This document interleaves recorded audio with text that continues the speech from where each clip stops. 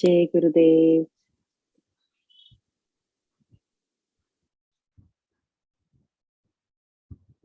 अनंत संसार समुद्र तार नौकायिताभ्याम गुरु भक्तिदाभ्याम वैराग्य साम्राज्य पूजनाभ्याम नमो नमः। श्री श्री गुरुपादुकाभ्याम।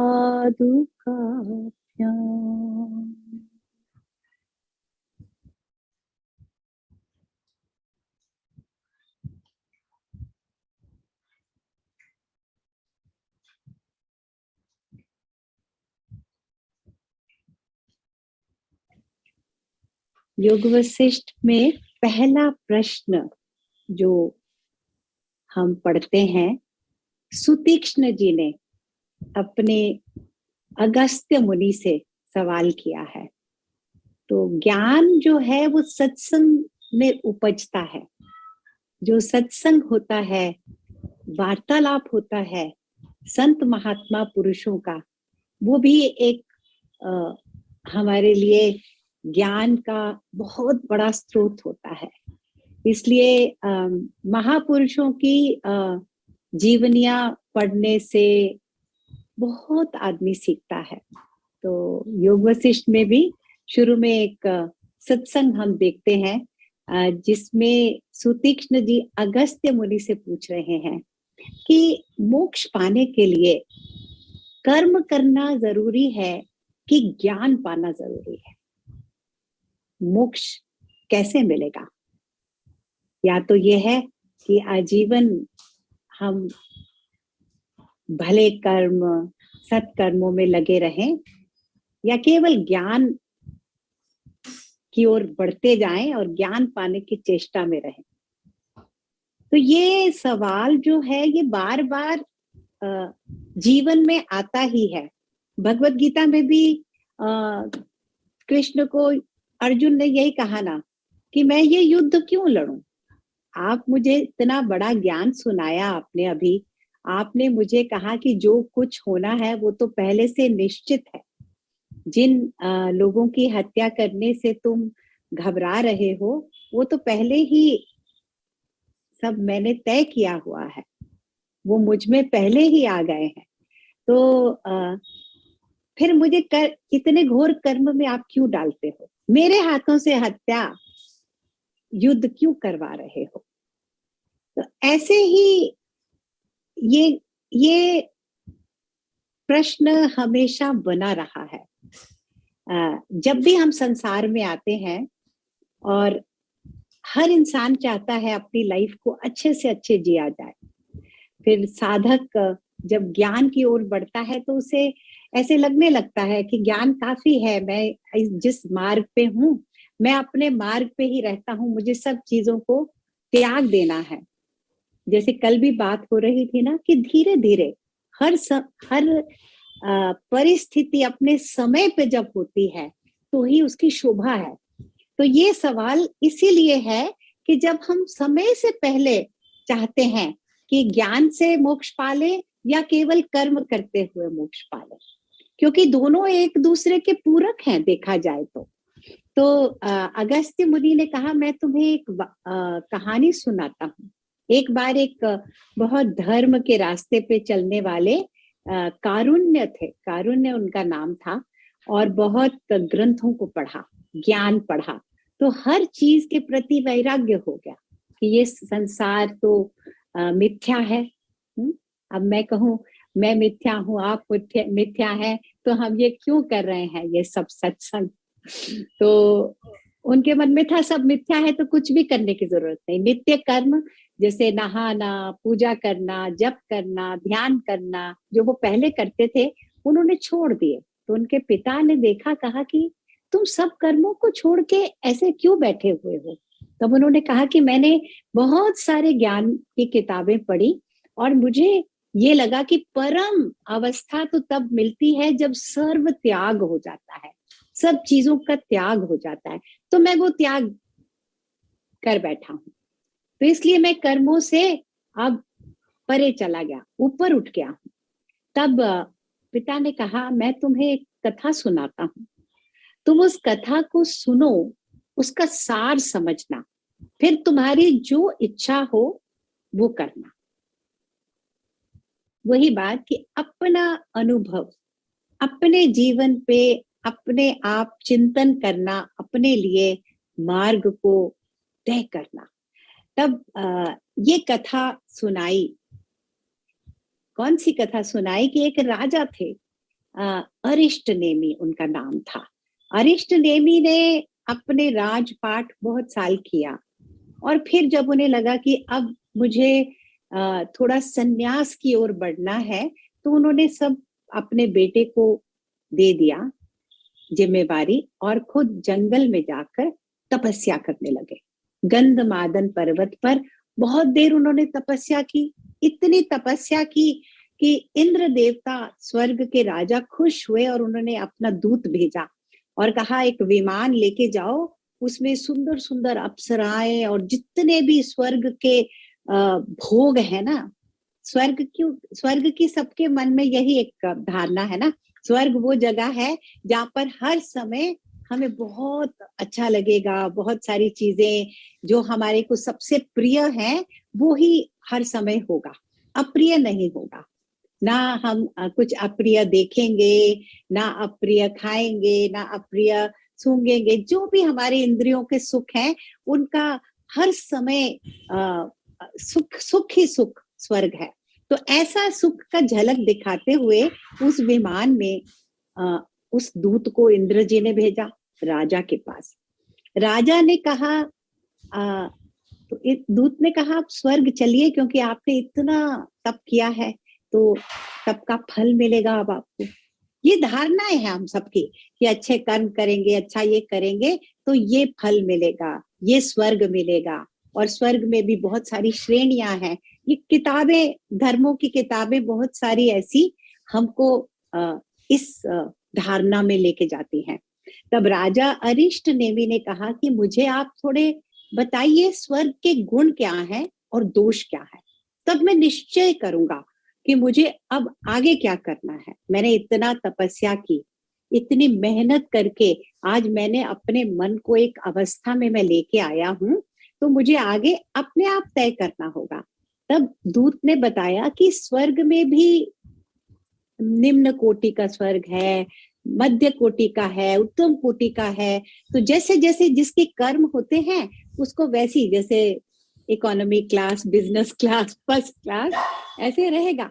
तो आपको आपके एक्शंस के मुताबिक आपको वहां रखा जाएगा और आप बहुत सुख भोगोगे जो आपने कभी सोचे भी नहीं। 3 लोकों में जो सुख आपने देखे नहीं होंगे ना, वो स्वर्ग में आपको सुख मिलेंगे।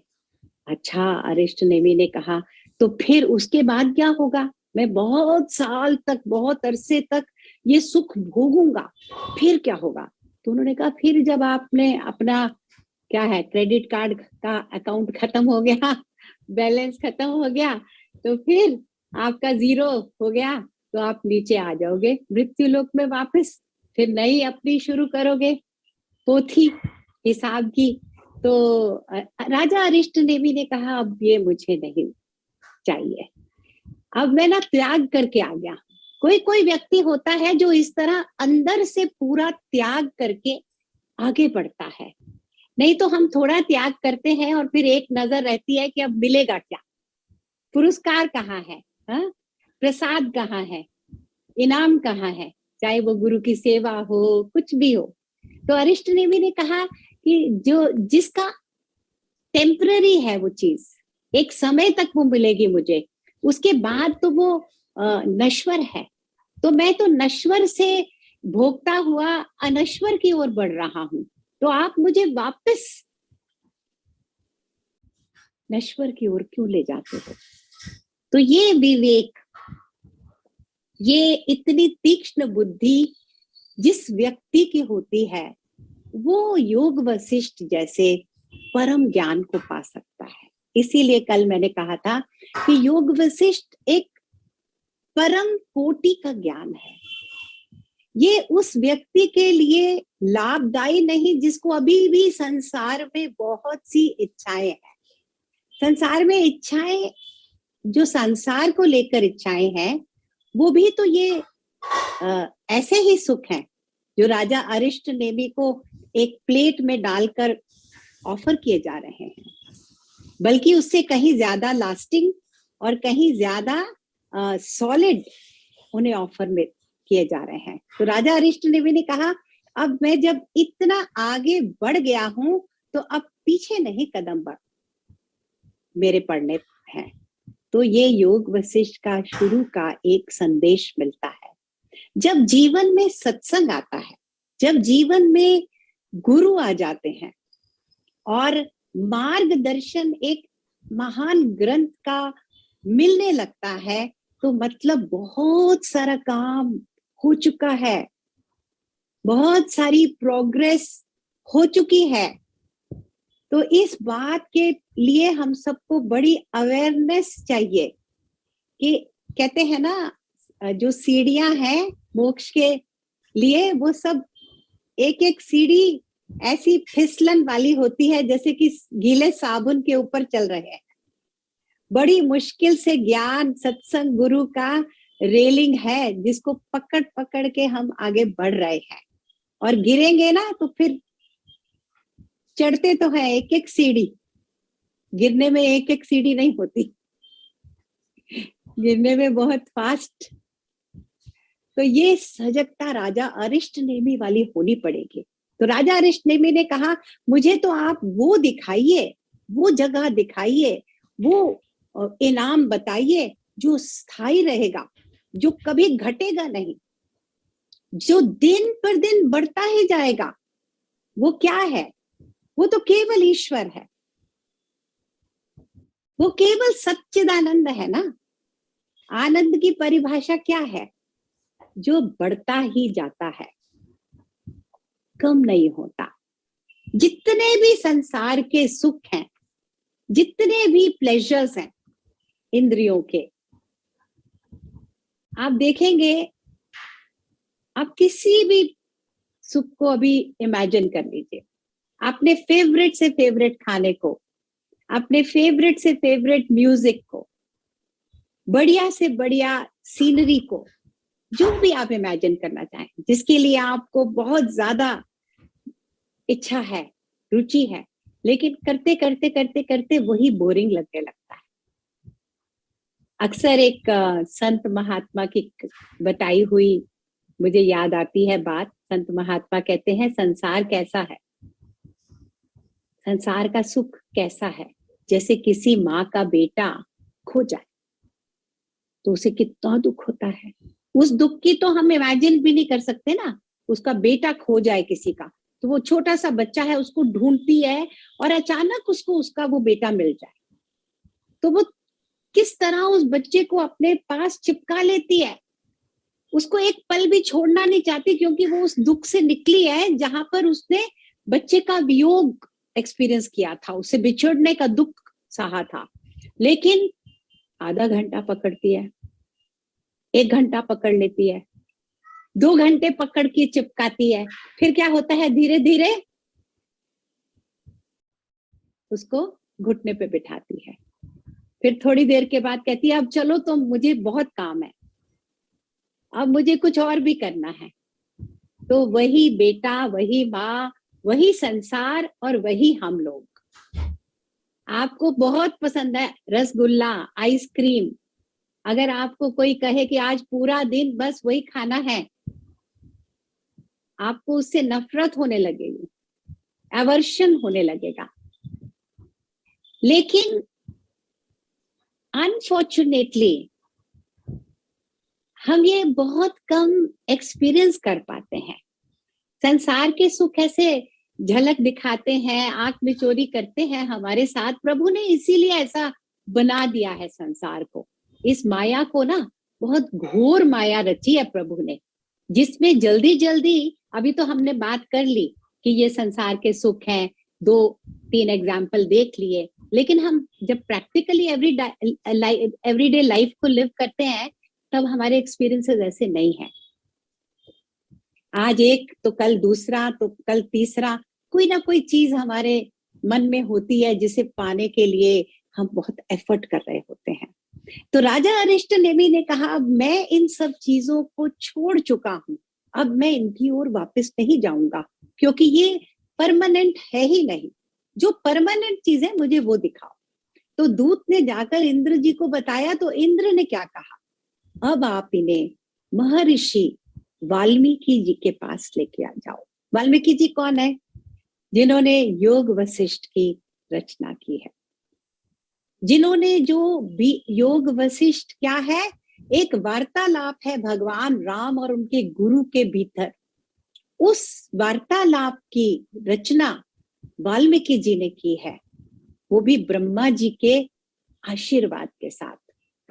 तो अब अरिष्टनेमी को इंद्र देवता ने कहा कि अब ये अधिकारी बन गए हैं वाल्मीकि जी के पास जाकर परम ज्ञान पाने के लिए। तो ये बहुत इस बात को पकड़ के रखना है कि राजा अरिष्टनेमी अधिकारी हैं योग वशिष्ठ सुनने के लिए, उस महा रामायण, इसको महारामायण कहा, इस परम ज्ञान को सुनने के लिए। तो अरिष्टनेमी वाल्मीकि जी के पास जाते हैं और वाल्मीकि जी से यही सवाल करते हैं कि ये जो जन्म मरण का बार बार होना है, बार बार एक ही चीजों का घटना है, घटती आ रही है, इनसे हम कैसे छुटकारा पा सकते हैं, इनसे मोक्ष कैसे पा सकते हैं? तब वाल्मीकि जी ने कहा, मैं तुम्हें भगवान राम की कहानी सुनाऊंगा। भगवान राम जैसे जब उन्होंने जन्म लिया था, उन्होंने जो लीला की थी, इसीलिए प्रभु जब अवतार लेते हैं, उनकी जो लीलाएं हैं वो हमारा मार्गदर्शन है, वो हमारे लिए एक मार्ग बना के लीला करते हैं। तो मैं प्रभु राम की कहानी तुम्हें सुनाता हूँ। राजा थे, राज सिंहासन किया, इतने साल उन्होंने राजपाट किया, संसार में रहे, पूरी तरह से सारी अपनी उत्तरदायित्व निभाते हुए, और फिर भी वो कैसे कमल की तरह इस संसार से अलिप्त थे। वो कहानी सुनकर तुम्हें समझ आएगा कि इस संसार में रहकर भी हम मोक्ष कैसे पा सकते हैं। तब और वाल्मीकि जी ने बताया कि मैंने ये कहानी बहुत पहले से लिखनी शुरू की। एक कई ग्रंथ हमें ये बात बताते हैं कि जब भी वाल्मीकि जी आते हैं वो रामायण लिखते हैं, जब भी वेद व्यास जी आते हैं वो वेदों को संकलन करते हैं। हाँ? वो ये बार बार होता है। वाल्मीकि आए ही इसलिए है कि वो राम की कथा हमारे साथ बांटने आते हैं। तो उन्होंने कहा मैं राम की कथा कह रहा था, लिख रहा था। मैंने एक बार भरद्वाज ऋषि को थोड़ी सुनाई थी, उन्होंने जाकर ब्रह्मलोक में ब्रह्मा जी को सुनाई। तो ब्रह्मा ने कथा सुनते ही इतने प्रसन्न हो गए और भरद्वाज जी को वरदान दिया, कहा कि कुछ वरदान मांगो, मुझे बहुत प्रसन्नता हुई है राम जी की कथा सुनकर। तो भरद्वाज जी ने कहा मैं तो देखिए जो खाली हो गए हैं, जो ज्ञानी हैं, भक्त लोग हैं, उनको सच में आप पूछो कि आपकी इच्छा क्या है तो उन्हें समझ नहीं आएगा, वो स्तब्ध हो जाएंगे। ये एक साइन है, बहुत बड़ा एक इंडिकेशन होती है कि हम जीवन में अब कहाँ हैं। तो भरद्वाज जी ने कहा मुझे तो कुछ भी नहीं चाहिए प्रभु, आप ऐसा वरदान दो कि लोगों का दुख दूर हो सके। ये संसार है, मृत्यु लोक है, यहाँ पर दुख बहुत है। सुख तो थोड़ी झलक दिखाता है पर दुख ज्यादा है यहाँ पर। मैंने दुखी लोगों को देख देख कर, करुणा होती है ज्ञानी लोगों में, वो बहुत संवेदनशील होते हैं। जैसे गौतम बुद्ध ने जब एक ही बार एक बीमार आदमी को देखा, एक मुर्दे को देखा, और सब संसार से उनका मन उठ गया। वो राजकुमार थे, बहुत एंजॉय कर सकते थे लाइफ, है ना, लेकिन उनको एक पल में वैराग्य हो गया कि जब ये संसार में इतना दुख है तो इसके उपाय के लिए हमें प्रयास करना है। हम तो फिर वही एंजॉय करते रहेंगे तो फिर सारा समय हमने नष्ट कर दिया। हम ऐसे ही कर रहे हैं ना, अपनी लाइफ को एक एक दिन को हम वेस्ट ही करते जाते हैं। वही प्लेजर्स, वही खाना पीना सोना सब अच्छा है, किसी चीज में बुराई नहीं है, लेकिन हमने क्या, जो हम जिस काम को करने के लिए आए वो किया है कि नहीं किया। तो भरद्वाज जी ने कहा दुख दूर करने का उपाय बताइए। तो ब्रह्मा जी ने क्या कहा, अरे वो तो पहले से ही है वहां, मृत्यु लोक में पहले से ही वो ऑलरेडी है, वाल्मीकि जी है ना वहां। जहां गुरु है, जहां ज्ञान है, वहां दुख नहीं होता। जितना जितना गुरु और ज्ञान की ओट में रहोगे आपको संसार के दुख नहीं छू सकते। तो उन्होंने कहा वाल्मीकि जी को जाकर आप कहो कि ये कथा और बढ़ाएं, ये कथा आगे लिखें, इस कथा को लिखते जाएं और ऐसे लिखें कि जो इस कथा को सुनेगा वो मोक्ष पा जाएगा, निर्वाण पा जाएगा, उसको अपने मन का संभालने का एक कहते हैं गुण आ जाएगा, उसके अंदर शक्ति आ जाएगी। जैसे कल भी हम देख रहे थे कि वैराग्य जीवन की सबसे बड़ी शक्ति से वो उत्पन्न होने वाली ऊर्जा है। वैराग्य ऐसा नहीं है कि जो कुछ नहीं करना चाहता या संसार से डरा हुआ व्यक्ति है और कहता है मुझे कुछ नहीं चाहिए, वो वैराग्य नहीं। वो वैराग्य जो सब कुछ कर सकता है, जिसके पास सब कुछ है और वो कहते हैं मुझे तो कुछ नहीं चाहिए, वो वैराग्य। तब ऐसा ग्रंथ वाल्मीकि जी ने रचना की। स्वयं ब्रह्मा जी आए, उनके पास आशीर्वाद दिया कि मैं बहुत प्रसन्न हूं, ये जो राम कथा तुम कर रहे हो, इस कथा को करते जाना और जो इस कथा को सुने वो मोक्ष पाए। और तब तक इस कथा को सुनते रहना चाहिए जब तक मोक्ष मिल ना जाए, जब तक हम पूरी तरह से फ्री ना हो जाएं, तब तक।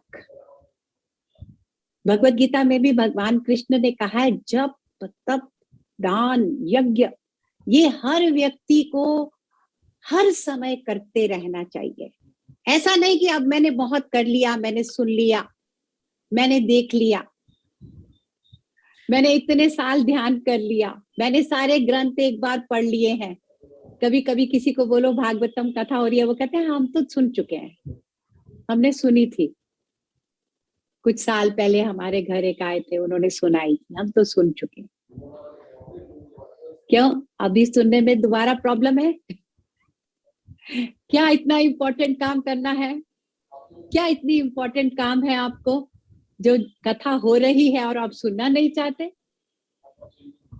हम अपने को ये रीजंस देते हैं हर समय।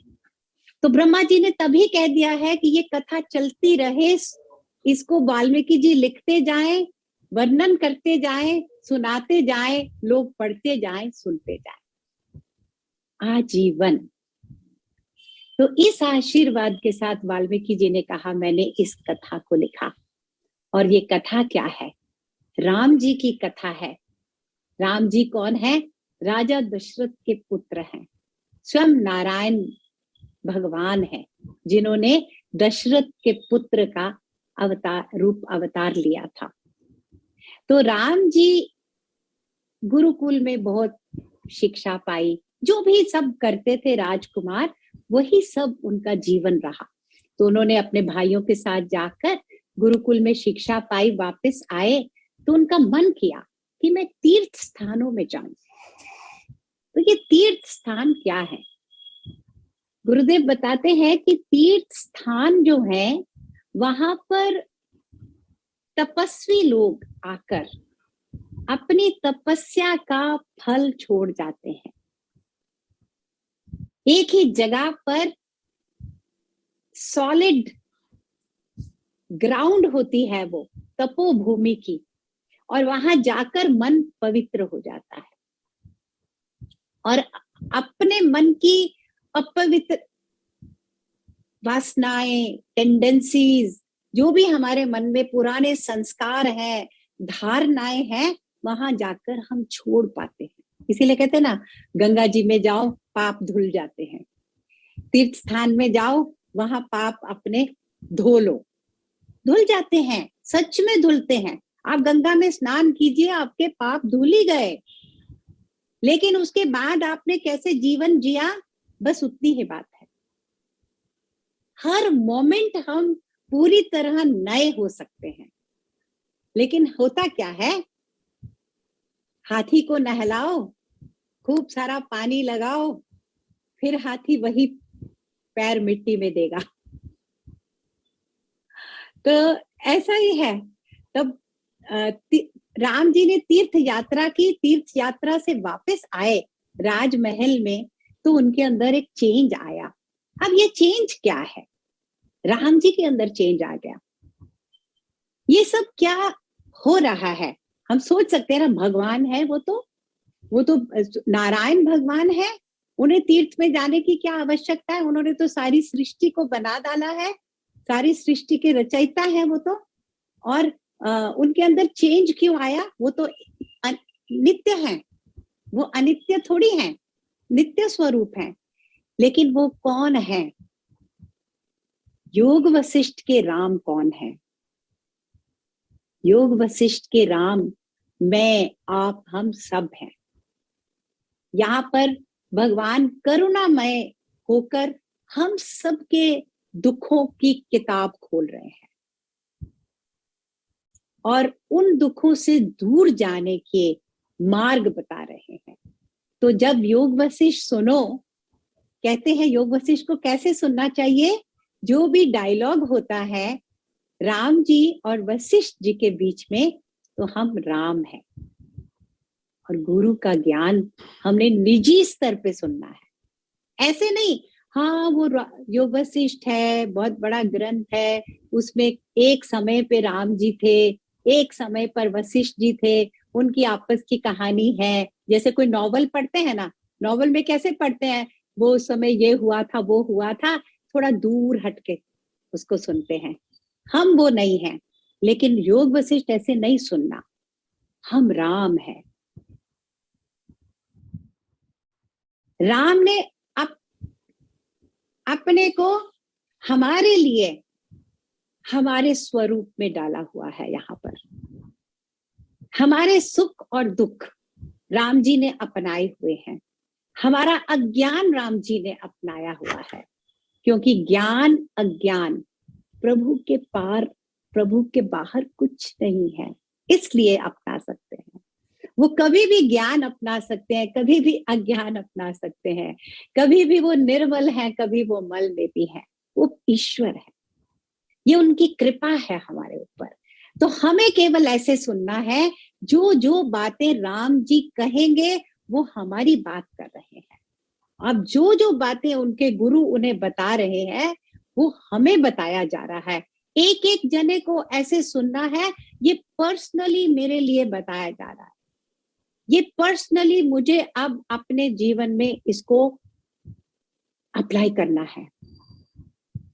योग वशिष्ठ एक प्रैक्टिकल नॉलेज है, ये साइंटिफिक है, पूरी तरह से हम इसके साथ एक्सपीरियंस कर सकते हैं। These are experiments with our truths. तो सेकेंड डे आज जो हमारे सेशंस का है, हम इसमें एक बहुत बड़ी बात कैच करेंगे कि राजा अरिष्ट नेमी अधिकारी हैं। क्यों अधिकारी हैं, और हमें योग वशिष्ठ को कितने निजी स्तर पे सुनना है। It's all for me. मुझे ये बात बताई जा रही है, ये नहीं यहाँ तो पूरे गांव को ये बात बताई जा रही है, मैं तो अब ठीक ठाक हूं, मेरे लिए नहीं है ये ज्ञान। अच्छा, कई बार ऐसा भी लगता है ज्ञान बड़ा कॉम्प्लिकेटेड लगता है, सुनने में लगता है बड़ा मुश्किल, या लगता है कि आज इसका जीवन में, मेरे जीवन में कोई भी कनेक्शन नहीं है। गुरुजी कहते हैं ना, नॉलेज सुनो, उसको अपने पास संजो के रख लो। कब कौन सा ज्ञान, कौन सा सूत्र आकर आपकी रक्षा करेगा, आपको उस परिस्थिति से उबार लेगा, आप आज नहीं बता सकते। तो जो भी कहानियां हैं, इनके मैसेजेस हैं, हम सबको उनको, वो सार है, निचोड़ है, जीवन का निचोड़ है। जीवन के उतार चढ़ाव में भी समभाव में रह पाना, इसकी कला है, इसकी पूरा क्या कहते हैं, कुंजी है योग वशिष्ठ। तो फिर राम जी ने जब वापस आए तो उनके अंदर बदलाव आ गया था, उदास रहने लगे। सारे जो सुख थे राजमहल के, वो भोगने में उनकी कोई रुचि नहीं थी।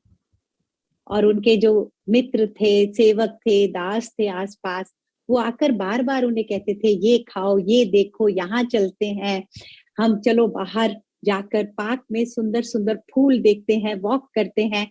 कई कोशिशें की, लेकिन राम जी चुपचाप कुछ चिंतन में थे, ब्रूडिंग कर रहे थे। और कभी कभी ऐसे कहते थे, क्या इस सब चीज का लाभ है, क्यों हम ये नहीं देख पाते कि हमारे जीवन में जो संपत्ति है, जो भी हम कहते हैं ये ऑस्पिशियस है, ये सच में हमारे जीवन में आपदा है। और जो जीवन में आपदाएं हैं, वो ही हमारे जीवन में क्या है, अपॉर्चुनिटी है, एक हमारे को अवसर मिलता है आगे बढ़ने का। यहाँ मुझे बहुत सुंदर बात याद आती है, श्रीमद् भागवतम में बहुत सारी भगवान की स्तुति गाई गई है। तो उनमें से एक स्तुति कुंती माँ ने गाई थी। कुंती माँ ने भगवान को प्रार्थना करते हुए कहा, मुझे ऐसा आशीर्वाद दो कि मेरे जीवन में दुख ही दुख रहे, प्रॉब्लम्स ही प्रॉब्लम्स रहे, एक के बाद एक प्रॉब्लम्स लाते रहना, क्योंकि जब भी मेरे जीवन में प्रॉब्लम्स आती थी ना, प्रभु आप मेरे पास रहते थे। और जब मेरे जीवन में प्रॉब्लम्स नहीं रहती थी तो क्या होता था, खाए पिए सोए झाड़ा और चल दिए आगे। एक एक दिन निकलता गया 20 साल 30 साल। हाँ, समय निकलता कैसे पता ही नहीं चलता। छोटे बच्चों को जब बड़ा होते देखते हैं ना, कहते हैं अरे कहाँ चला गया समय, आज तो इतने बड़े हो गए, अभी लगता है कल ही बच्चे थे। तब हमें जाकर उस समय जगाता है कभी कभी समय, पर हम जागते नहीं हैं, हम जागते नहीं हैं। तो प्रभु ने कहा सच में आपदा ही संपदा है, और संपदा तो आपदा है, लेकिन कोई समझ ही नहीं रहा इन बातों को। तब दशरथ जी को जब पता चला कि बेटा बहुत उदास है, क्या कारण हो सकता है, उन्होंने वशिष्ठ जी, उनके कुल गुरु थे, वशिष्ठ जी को बताया। तो वशिष्ठ जी ने कहा कि जीवन में, संसार में कोई भी बड़ी घटना होती है, उसके पीछे कोई कारण होता है, ऐसे ही नहीं घट जाती। और फिर जो ज्ञानी पुरुष होते हैं, जो उत्तम पुरुष होते हैं, उनके मन में कोई विकार आए, चेंज आए, तो उसके पीछे भी कोई बहुत बड़ा कारण होता है। अगर राम जी उदासीन हैं, तो इसके पीछे तो बहुत बड़ी कुछ उपलब्धि आने वाली है। तो राम जी अगर उदास ना होते, अर्जुन अगर विषाद ना करते, तो हमारे जीवन में ये ज्ञान आता, योग वशिष्ठ का, भगवत गीता का। तो पहला प्रकरण ही योग वशिष्ठ का, उसको कहते हैं वैराग्य प्रकरण। ये वैराग्य का चैप्टर है, जिसमें राम जी के वैराग्य से हमें शिक्षा पाकर आगे बढ़ना है। राम जी कहते हैं इन सुखों में मुझे कुछ नहीं दिखाई देता। तो दशरथ जी को वशिष्ठ जी ने कहा इसका समाधान होगा और जल्दी होगा, आप निश्चिंत हो जाइए। क्योंकि जो दिव्य आत्माएं होती हैं, उनके सारे कर्म भी दिव्य होते हैं। ऐसा नहीं है कि उनके कर्म वर्ल्डली होते हैं। इसीलिए उनकी लीलाएं जो हैं वो बहुत फलदायी होती हैं। अब कृष्ण भगवान की शरारतें भी सुनते सुनते कहीं हम अपनी वासनाओं से छूट जाते हैं। राम जी की लीला सुनते सुनते, राम कथा सुनते सुनते ही बहुत सारे जन्मों के पाप धुल जाते हैं, क्योंकि इनके दिव्य है, सब कर्म इनके दिव्य हैं। इनके जो करते हैं, जो नहीं करते हैं, वो सब दिव्य है। तब वशिष्ठ जी ने कहा आप निश्चिंत हो जाइए। थोड़े ही दिन के बाद कौन आए राजमहल में? विश्वामित्र आए, एक और परम ज्ञानी पुरुष आए। और किस लिए आए? राजा दशरथ को बताने के लिए कि अब समय आ गया है, आप जानो राम कौन है। भगवान आते हैं ना हमारे बीच में, हमें समझ नहीं आता भगवान है। कहते हैं कृष्ण को भी बहुत थोड़े लोगों ने पहचाना था, उनकी लाइफ टाइम कुछ ही जन थे जिन्होंने देखा ये भगवान है, नहीं तो बाकी लोगों ने उन्हें ग्वाल बाल समझा, किसी ने उनको अपना मित्र समझा, किसी ने अपना सारथी समझा। कम लोग थे उस समय भी। तो राजा दशरथ को विश्वामित्र जी ने कहा मैं राम को लेने आया हूं। उस समय राम जी की आयु क्या थी? 15-16 बरस की, यंग बॉय। मेरे यज्ञ में जब करता हूं तो खर और दूषण, दो राक्षस हैं, वो आकर मेरे यज्ञ में आकर खून डालते हैं, गंदा करते हैं, अपवित्र करते हैं, मुझे यज्ञ नहीं करने देते। और मैं यज्ञ करते समय क्रोध नहीं कर सकता, उन्हें श्राप नहीं दे सकता। तो मैं बेबस हूं, मुझे यज्ञ कंप्लीट करना है। और मैं जानता हूं राम कौन है, वशिष्ठ जी जानते हैं राम जी कौन है, और इस सभा के सारे संत महात्मा पुरुष ऑलरेडी जानते हैं राम जी की शक्ति को। तो आप बिना संकोच के राम जी को मेरे साथ भेजो, ताकि वो खर और दूषण का वध कर सके। अब दशरथ कौन है? दशरथ पिता है, संतान की मोह से ग्रस्त, और राम जी उनके क्या है? फेवरेट। उन्होंने कहा आप कुछ भी मेरे से ले लो, मैं राम से जुदा नहीं हो सकता, मैं राम को नहीं छोड़ पाऊंगा। राम मेरी प्रिय संतान है, राम में मेरे प्राण बसे हुए हैं, आप राम को ले जाओगे तो मैं जिंदा ही नहीं रह पाऊंगा। ये वरदान लेके आए थे राजा दशरथ। बहुत सारे ग्रंथों में ऐसी कहानियां हैं, सुनो ना मन में ऐसे आंखों में आंसू आ जाते हैं। राजा ने वरदान ही ये मांगा था कि आप मेरे पुत्र बन के आना, और अगर आपसे मेरा वियोग हो गया तो मैं प्राण नहीं रख पाऊंगा, मेरे प्राण भी ले लेना। मैं आपको ऐसा प्रेम करूं, ऐसा आपके ऊपर मेरी ऐसी ममता हो। प्रभु पे ममता है ना, तो उन्होंने कहा राम जी के बिना मैं नहीं, राम जी को नहीं मैं दे पाऊंगा।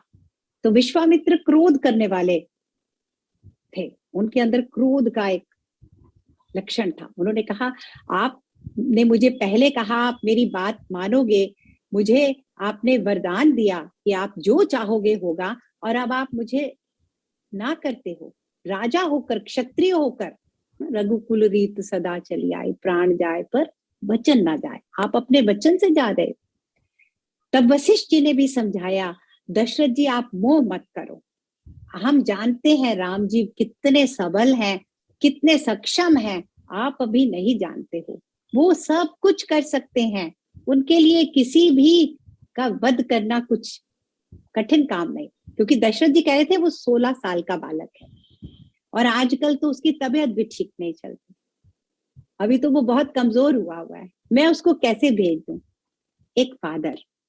तब उन्होंने कहा अच्छा ठीक है। अब राम जी को दरबार में बुलाया गया। विश्वामित्र और वशिष्ठ ने कहा अच्छा राम जी आजकल उदास रहते हैं, आप बुलाइए ना उन्हें, हम उनसे बात करेंगे, और उनका जो भी उनके मन में भाव है, जो भी उनके मन में कोई प्रश्न है, हम उनका समाधान कर देंगे। हमारे पास वो कला है, हमारे पास वो एक क्या शब्द यूज करें, हम वो कर सकते हैं। हम नहीं कर सकते ना एक दूसरे के लिए। कोई आदमी, हमारे प्रियजन होते हैं, वो दुखी रहते हैं, उनको दुखी रहने की आदत होती है, वो हमें बहुत बताएंगे, पर हम उनके दुख दूर नहीं कर पाते। तो उसके लिए क्या होना चाहिए? गुरु होना चाहिए। गुरु शब्द क्या है? जो अज्ञान के अंधेरे से आपको रोशनी में ला पाता है, जो ज्ञान की ही ज्योति होते हैं वो। तो विश्वामित्र और वशिष्ठ ने क्या कहा? हम कर पाएंगे, उनका मोह दूर कर पाएंगे। अभी वो संसार को लेकर मोह में है। जैसे हम संसार को लेकर मोह में है ना, हमें संसार से ये चाहिए, हमें संसार से ये चाहिए, ये एक तरीके का मोह है। और एक मोह क्या है? मैं संसार में हूं लेकिन मैं कहूं मुझे सब चीजों से भागना है, मुझे तो कहीं भाग के छुपा लो, मुझे अब संसार अच्छा नहीं लग रहा, मैं अपने सारे रिस्पॉन्सिबिलिटीज, कर्मों से भागना चाह रहा हूं, क्योंकि मुझे केवल ईश्वर चाहिए। ये भी मोह है। क्योंकि जब संसार ही नहीं, तो आप संसार के प्रति कोई भी धारणा कैसे बना सकते हो? और राम जी के मन में अभी संसार के प्रति बहुत सी धारणाएं हैं। संसार ऐसा है, संसार वैसा है, यहाँ किसी भी चीज में कोई रस नहीं, यहाँ किसी भी चीज में कोई मीनिंग नहीं, ये सब उनके मन में है। तब राम जी को बुलाया गया दरबार में, और वाल्मीकि जी बताते हैं कि उस सभा में, उस दरबार में कोई ऐसा ज्ञानी नहीं था जो वहां नहीं आया, कोई देवता ऐसा नहीं था जो नहीं आया। देवता लोग, तीनों लोकों के इच्छुक मुमुक्षु लोग, जिन्हें ज्ञान की प्यास थी, वो आकर एकत्रित हो गए। उन्होंने कहा ये जो संवाद होने वाला है श्री राम और गुरु वशिष्ठ के अंतर्गत, ये ऐसा है जो सब चीज छोड़कर सुनने वाला है। जो भी इस समय पूरे संसार में हो रहा है, उसको छोड़कर हम सबको निश्चल होकर पूरी तरह से 100% उस ज्ञान को सुनना चाहिए हमें। हम सबके अंदर वाल्मीकि जी ने कहा ये प्रेरणा आई। यहाँ तक कि वहां के पेड़, पक्षी, घोड़े, अस्तबल के घोड़े दरबार के, कहते उन्होंने भी इस वार्तालाप को सुना और अपने कानों के दोनों में भर भर कर पिया उन्होंने। किन्होंने? पशु, पक्षी, पेड़, पौधे, घोड़े, राजा, मंत्री, चोर, साधु, संत, देवता, सब ने आकर उस ज्ञान को सुना। और उस वार्तालाप को सुनकर हम सबको लगा कि हम है ही नहीं, हम एक पत्थर की मूर्त बन गए। हमारे सारे अपने अस्तित्व को लेकर जो हम में अनुभव था वो वहां गलने लग गया। उस ज्ञान को सुनते सुनते हमारा अहम भाव गल गया, हमारे सब संस्कार धुलने लग गए। तो ऐसा वो सुंदर ज्ञान हम सब ने अपने कानों से सुना था। तो अरिष्ट नेमि को वाल्मीकि जी कहते हैं वही ज्ञान आज मैं आपको सुनाऊंगा, क्योंकि आप उस ज्ञान को सुनने के अधिकारी हो। तो कल हम देखेंगे राम जी ने अब सभा में आकर अपने गुरु से क्या प्रश्न किए, उनकी क्या उनको संसार में देखकर क्या वो कहते हैं हमसे, कैसे वो हमें जगाएंगे।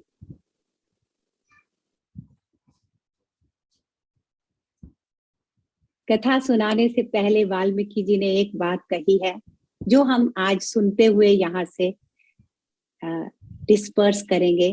वाल्मीकि जी ने कहा है ये जो संसार है ना, ये एक ऑप्टिकल इल्यूजन है।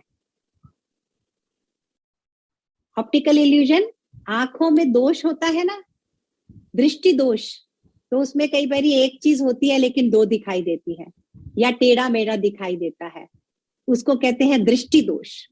तो उन्होंने कहा ये संसार हमें इसलिए दिखाई दे रहा है, हमारे में भी दृष्टि दोष है।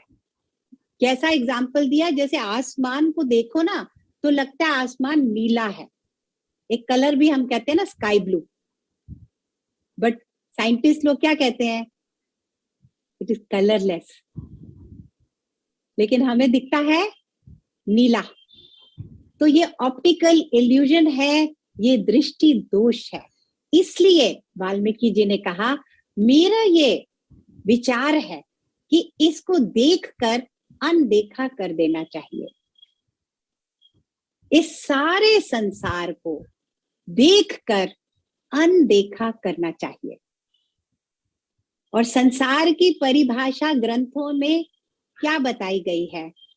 अहम, त्वम, इदम, मैं, तुम और ये जो भी एक्सपीरियंसेस इन तीन एस्पेक्ट्स में हमारी लाइफ में है, वो सब संसार है। जो मेरे साथ हो रहा है, क्यों नहीं हो रहा, उसको मिला मुझे नहीं मिला, या तुमने ये क्यों नहीं किया, तुम कब मेरे लिए ये करोगे, तुमने मुझे ऐसा क्यों कहा, ये परिस्थिति क्यों बन गई, कोविड क्यों आ गया, पैंडेमिक महा क्यों आ गई मारी, क्यों इतने लोग चले गए, ये इदम।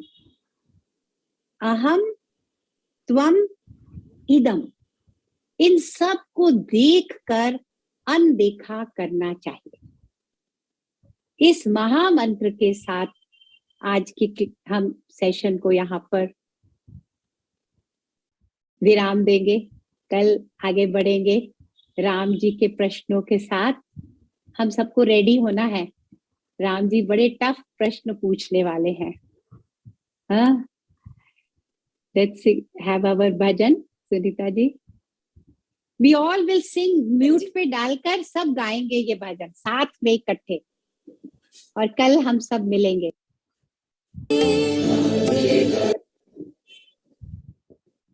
राधे गोविंद। दिगो